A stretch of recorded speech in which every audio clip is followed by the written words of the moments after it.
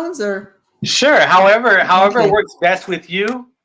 Hi, everyone. This is the School of Leadership Development radio show with your host, Angel Vallejo, here to love, serve, and transform business and life.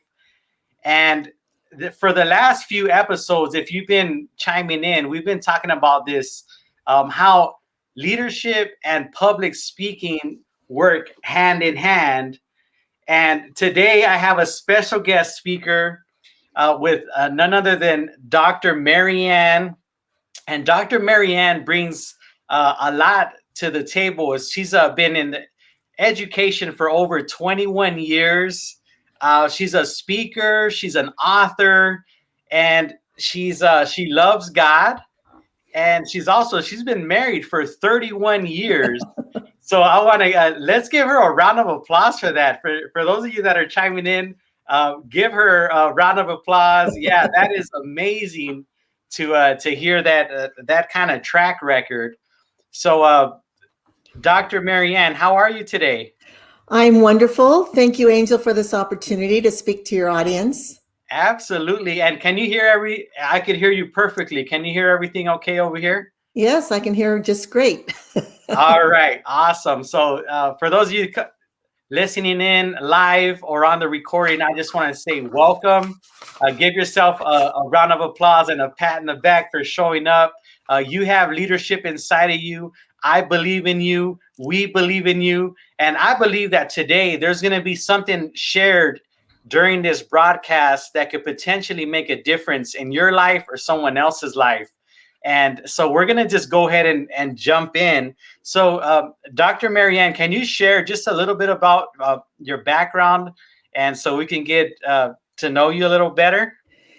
Yes, I'd want to start sharing that education is my third career. My mom always wanted me to be a nun or a teacher, and I didn't want to do either. And so, but she did believe in going to college because she thought that entrepreneurs were unemployed people. And she saw my dad in and out of jobs because of his health. And so being an entrepreneur pretty much had a negative connotation to me. And I've been an entrepreneur for the past 20 years. So God has given me a paradigm shift with that. And as I share my story, I went to college and got an English degree at UC Santa Barbara. And I didn't know what I wanted to do with that until I had a friend who was going to be a buyer in retail. So I just followed that path to be a buyer in retail. I never achieved being a buyer, but I was a department manager. And after about 10 years, I took my English degree to General Dynamics, and I became a technical writer and a senior writer. But it wasn't until I met my husband there, met Will there, and we got married, had two wonderful kids. And he has a son, so we were a blended family. But it wasn't until I was a room mom, when my kids were in kinder and first grade, that I saw how strategically those teachers were trained to work with kids, to teach them to read and write and speak. And that was the first tug on my heart, where the Lord was speaking to me to go to college and get my teaching credentials, because I was thinking of homeschooling my kids, but that just wasn't the path for me at that time. And then I didn't learn about dyslexia until I was earning my second master's. And one of my professors at Azusa Pacific University here in California recommended I join the International Dyslexia Association, of which I'm now a board member in the Tri-County branch. But then in my early discoveries, I learned about music and its impact to help kids read when you use a multisensory reading program.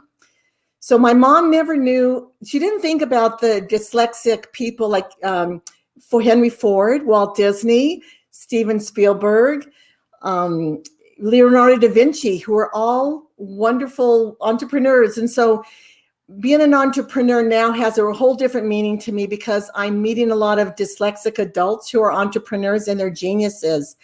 And I'm meeting parents who say, they have dyslexic children, but they don't want their kids to change because of their children's brilliance. Right. So I'm really learning that there's a brilliance in these dyslexic children that we have to unlock. And I'll end my little introduction here by saying that 40% of self-made millionaires are dyslexic, and 35% of the entrepreneurs in the United States are dyslexic. So God has given me a paradigm shift on how I even present the genius of a dyslexic mind. Yeah, that's great. And so as far as the one question that comes up is how, when it comes to dyslexia, is it something that has because you can't really tell, right? Or is it through training that you can tell if someone has it or not? Or is Well, someone like brought up knowing about it? How does that all come about? we teachers are recognizing that there's a lag in the students' progression. And when I was teaching in my second year, I was noticing these bright students, but they couldn't write. And then I was reading really exciting books with them, and they couldn't read. And I just couldn't wrap my head around why could they carry on a great conversation with me, but they couldn't read and write. But I didn't know what it was until I learned about dyslexia. So now dyslexia is out in the open. It's not a 4-letter word. We can say it, but a lot of schools are having a hard time saying it because their teachers aren't trained to help those kids. And there's always been that battle. Should the doctor be helping them? Should it be paid for with an outside tutoring service? Or should the schools be addressing it? And the schools should be addressing it, and they're not. So I can share some of the signs that people can wonder if their kids have it or not. There's a real easy way to screen kids who, so dyslexic children do not like to read, okay? They will not volunteer to read. They won't raise their hand in the classroom. And a lot of times they have to go to the bathroom when it's reading time. And we had a child admit, that's why he always went to the bathroom, and they thought he had a bladder infection. And when the kids are struggling with reading, they will glance and guess at words. And so their peers or their teachers will want to help them sound the words out. And that is very humiliating to them, which is why they need that one-on-one intervention. And they'll also memorize words. And so you'll think they'll be able to read, but the minute you give them unfamiliar words or you give them what we call nonsense words, they can't sound them out. And that's a big heads up. And we see this a lot in middle school and high school, where the students have memorized words, but they don't comprehend what they're reading because they don't know what they're reading. And then as far as writing, when kids are writing, they're going to omit letters and syllables. They won't capitalize their sentences. They won't punctuate. And there's something that accompanies dyslexia, which affects 1 in 5 kids. So it's more out there than we think, 20% of the population. But if a kid has dysgraphia, which means you can't even read their printing, even if it's correct. So dysgraphia needs to be addressed. And that's when a kid writes and it looks like alien writing. So these are red flags that teachers can be looking for in their students, and parents can be looking at their own kids' homework and see how their homework is. And if they don't want to read, there's different degrees of dyslexia. There's mild and there's extreme. But kids need intervention in reading because we want them graduating from high school. And I say, even if they're not meant to go to college, like I was meant to go to college, but not everybody is. But if they are meant to go to college, we need to provide intervention, but we need them graduating from high school because we want critical thinkers as citizens in our country. Right. And we want people comprehending and having speaking skills.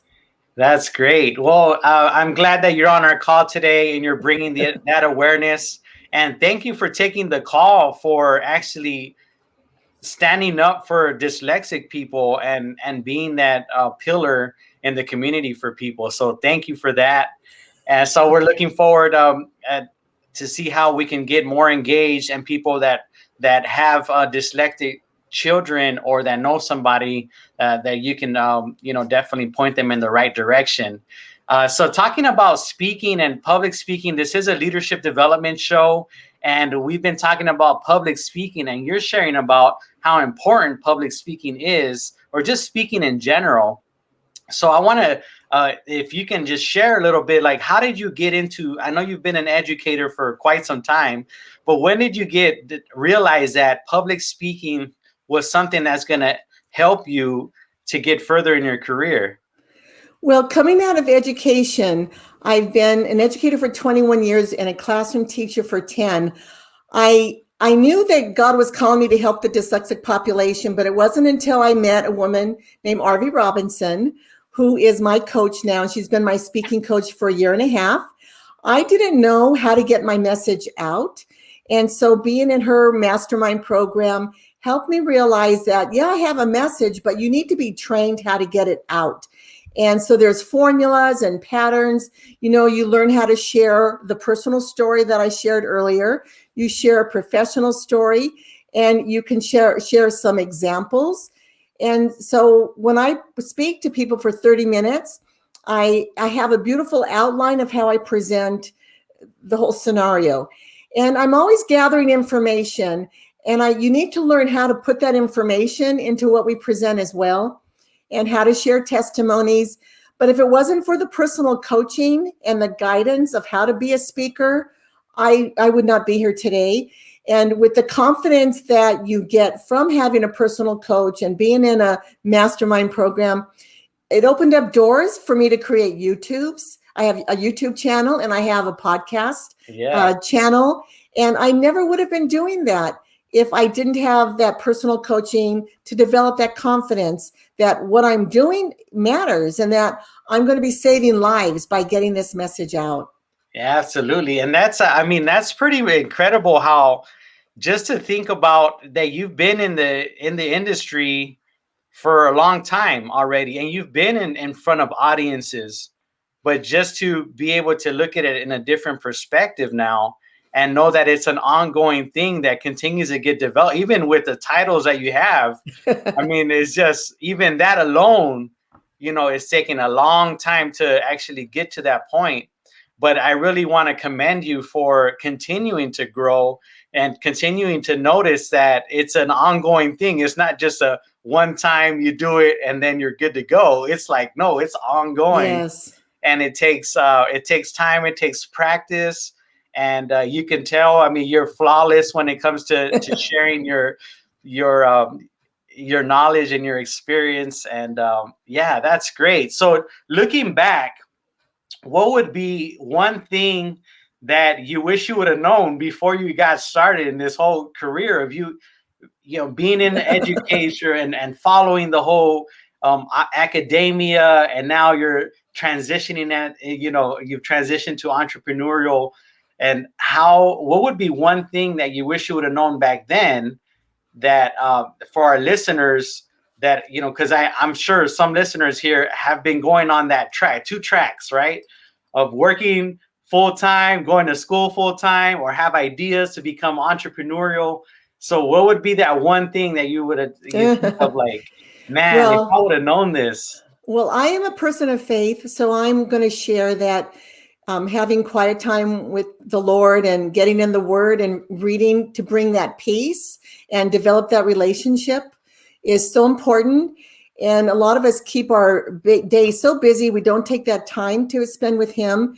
And sometimes we will have an accident or a sickness that puts you in bed that makes you think, wow, now I have time to be with God. Well, if we schedule that time in our day, God will put us in front of the right people, and He will, work what seems like a mistake. He will work it out for our good. I thought many times that I was on a wrong path, only to learn that path I needed that path to get me to the next path. So I have no regrets of the past past paths that I've taken. And because things have worked together to, bring me to the confidence that I have now with the call in my life. But really setting that time, in the morning, if you can, to get into the Word, let your spirit be quieted and have some fellowship with the Lord is so important for me in my walk with God.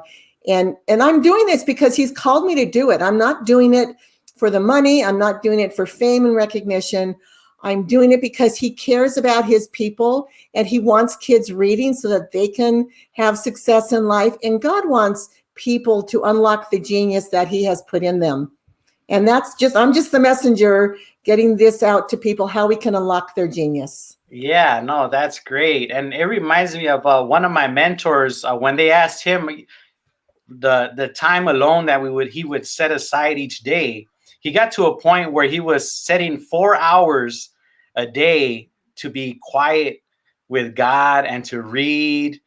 And someone asked him, they said, why are you spending so much time in the word and quiet time? And he said, because my life is so busy that I need that time. So it was like a completely, and it actually expands your time when you have that peace and knowing that it's all going to be taken care of anyway at the end of the day. So it's that's incredible, and I thank you for sharing that.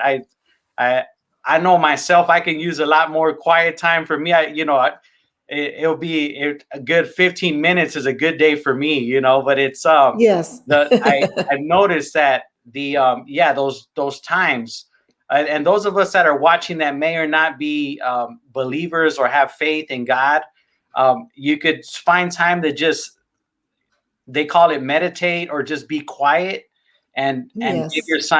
give yourself time to really get refreshed and get your thoughts in order and things like that. Because I know it can get crazy out in the world, and a lot of us are living busy lives and out in the city and stuff like that.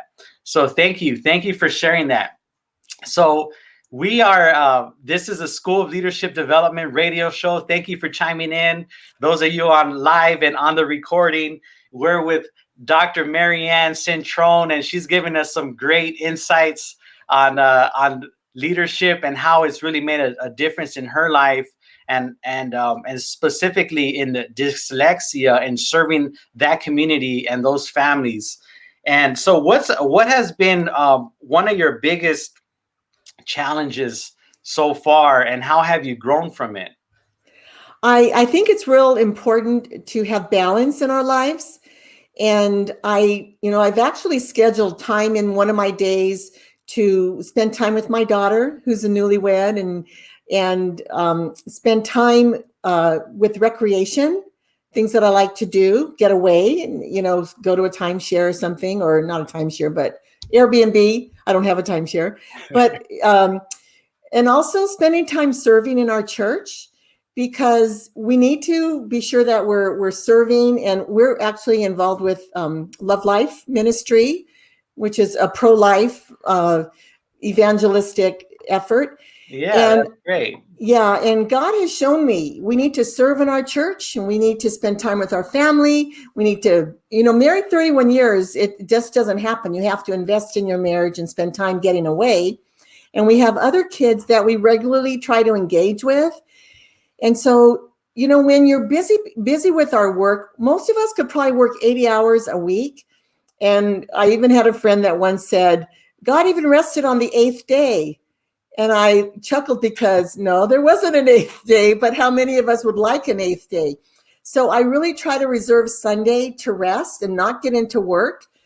And we need to be sure that our bodies are being healthy, and that we're resting and exercising and eating right. So having balance in our life is so important.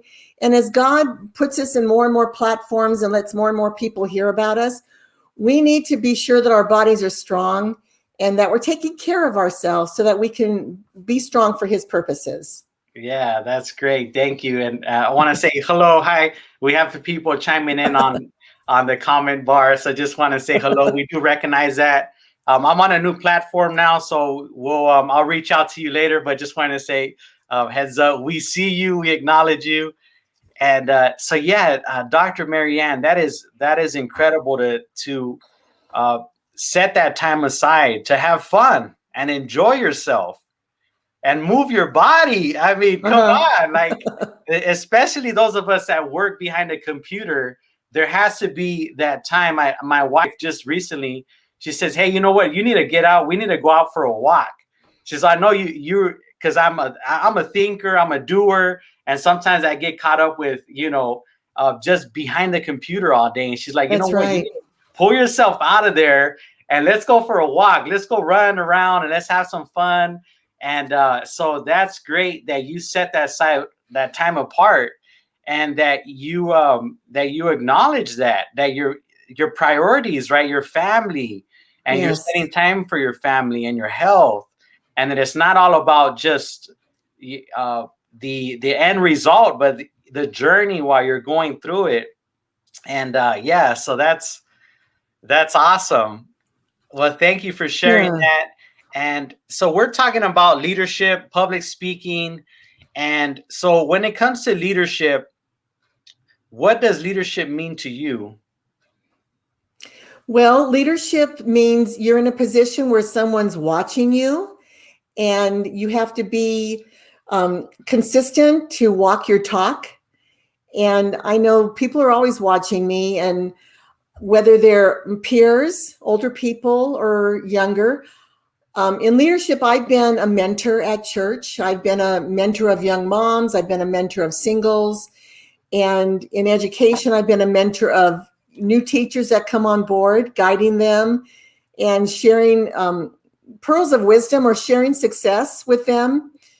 And leadership, you actually have to earn the respect, because if you haven't earned respect, people aren't going to go to you as a leader.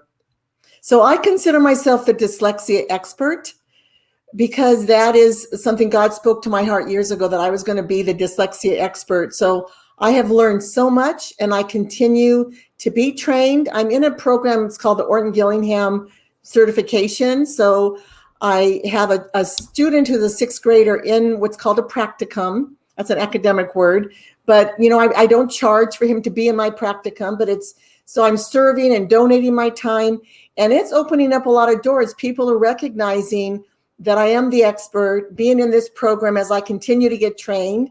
And I'm also tutoring 5 kids.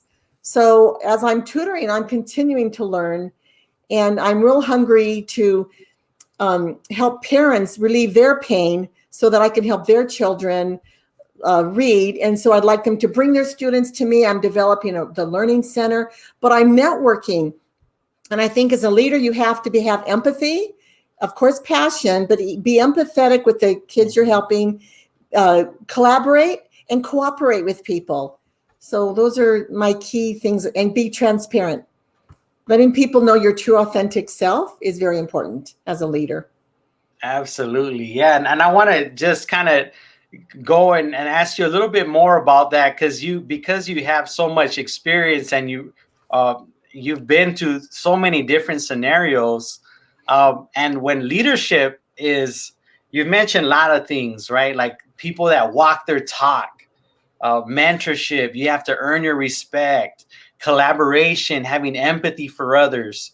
So what do you mean by people that they have to walk their talk in that, because we're talking about public speaking and leadership and how it really ties in. So how would can we talk a little bit more about that and share your perspective on that?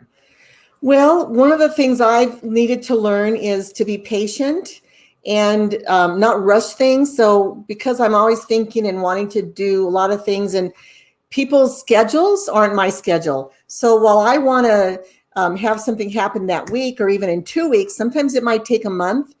So I have to be patient, as well as when I'm talking to other people, be patient. Things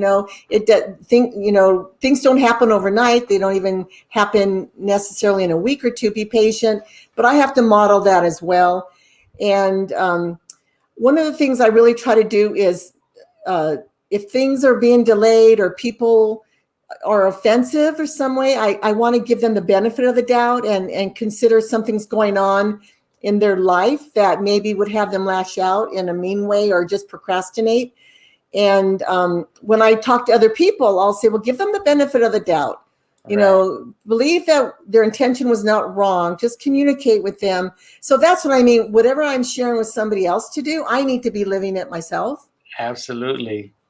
Yeah, no, that's great, especially in this time of with social media and how it is, where you only see certain pieces of people's lives. And you would look through it and it looks like everything is picture perfect, but then you show up to their house or their office and it's a completely different scenario. So yeah, that's great. And being patient, how you talked about that, I think all of us could use a little more patience. And that takes time. It does. It really. That's one of the things that I'm super impatient. I have been for many years, and of something that I have to work on to try to know that things don't happen immediately. You know, And it doesn't have to happen immediately, right? there's two dreams that I have that are recurring, and I don't know if other people experience this, but dreams that have watches in them, whether I'm wearing a watch, I'm looking at a clock, or dreams where I'm running late and I miss my class, or I can't find the class I'm supposed to be in. And I've had friends who are really familiar with dreams, and they'll share, you're right on time. Don't think that being late, you're late. You're right where God wants you to be. So when something isn't happening in my timing, I just have to remember God's timing is greater than our timing. And he has perfect timing. And if something's being delayed, it's for a reason. And just being on this show today, there's a reason why this was sped up and I was on this show today instead of April. Right. And God's timing is perfect, and I don't question it. I just rest. I try more and more to rest. So we don't ask for patience. We should ask for understanding. So that, understanding and just resting and trusting him that he has a bigger plan that's bigger than what we could even imagine. Right. No, I love that. I love that you're saying that God's timing is perfect, because it's so true that a lot of times we want things and it doesn't happen on our timing. I think, like, for me personally, 99.9% doesn't happen when I want it to happen. That's right. And it reminded me of my my wife and I. We do a couples group, and on the clock, right on the bottom, it says, "God's got this." Yes. So for those of us that are always looking at the time, it's like, no, God's got this. And so. And I'll share a very interesting story. Yes. We're working with a local community, and because I have a nonprofit, we write grants, and we did get a grant from the mental health department, local, and I've been trying to work with the school district, and I've been talking to them and going before the school board and city council for 2 years. I finally had a connection that connected me to the assistant superintendent. And when she was hearing what I was doing with my reading program and helping kids read, she said, "Marianne, you're coming to us at the right time." And I just kind of laughed because I was thinking, I've been knocking on your door for 2 years. But to her, it was the right time, because this is when they need help with the students who are falling behind because of our being in the homes and because of COVID. This is the time they really need the help. And so they are reaching out to me. And so here, I thought the time was 2 years ago or even last year. But now is when they need my help. And so I'm here. Yeah, that is awesome. That's awesome. So we're about to wrap this up in a few moments here. And I want to just, how can people get a hold of you? And also, what is an ideal connection for you? So someone might be listening in on live or on the recording and might wonder, okay, I want to try to help Dr. Marianne. How can I make a good connection? I was even personally, for next month, when our interview was going to be next month, and I was going to be in San Diego at the time. So I was trying to make that connection with the International Dyslexia Association that's down there, because I needed somewhere to go live at. So I was like, maybe I was going to try to go live over there and see if there was been a connection there. But that didn't happen because of scheduling, which is totally okay.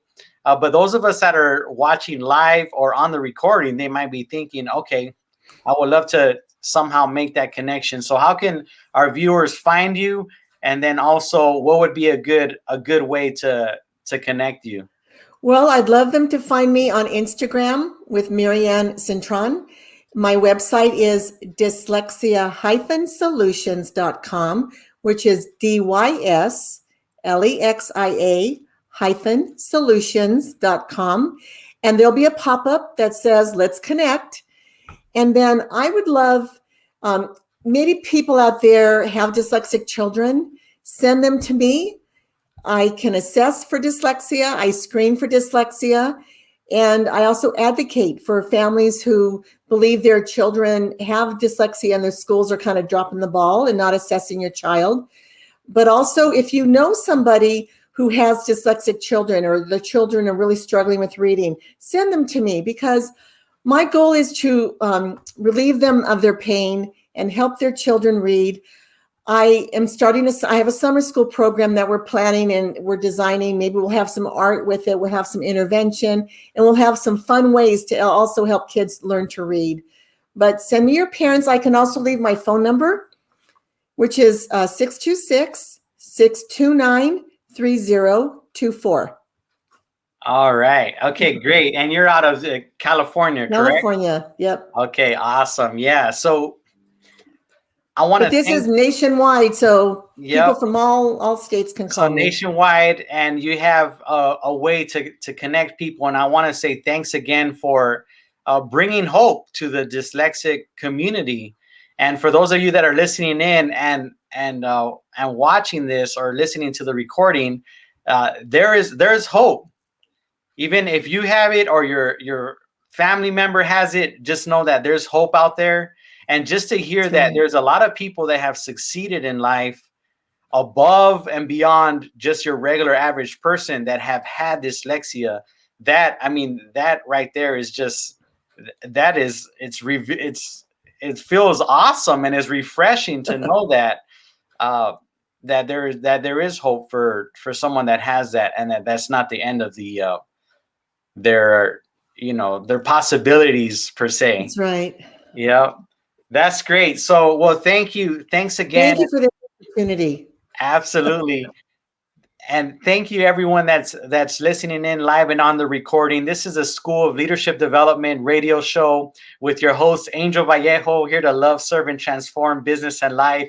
We go live on Wednesdays at noon Pacific, and we'll see you next week. Next week's going to be amazing. We're still on the topic of public speaking. So if you have any other questions or you want something that be shared, please feel free to reach out. We'll make ourselves available to you. We believe in you. You have leadership inside of you. God bless you and have an incredible rest of your day. Thank you. Bye-bye.